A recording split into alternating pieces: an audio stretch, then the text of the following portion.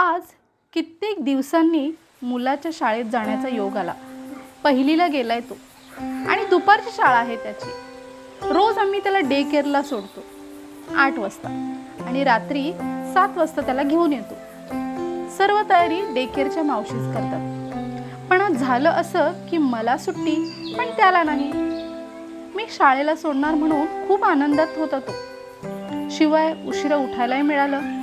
सर्व तयारी करून 12:30ला शाळेत पोचलो. शाळेचं गेट जसं जवळ आलं त्याचा आनंदी चेहरा हिरमुसला गेला, रडवेला झाला.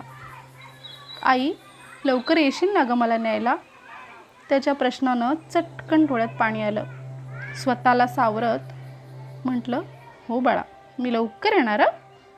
रिटर्न येताना असंख्य प्रश्नांनी काहूर माजलं माझ्या मनात. रोज त्याच्या मनात काय काय भावना येत असतील.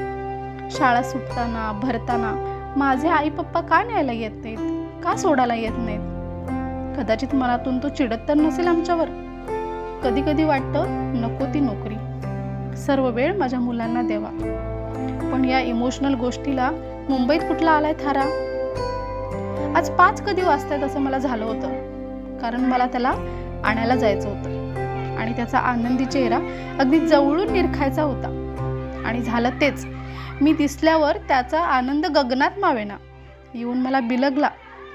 यावेळेचं त्याच्या डोळ्यातलं पाणी होतं ते मात्र आनंदाचं. सुख म्हणजे काय ते पुन्हा एकदा मला कळालं.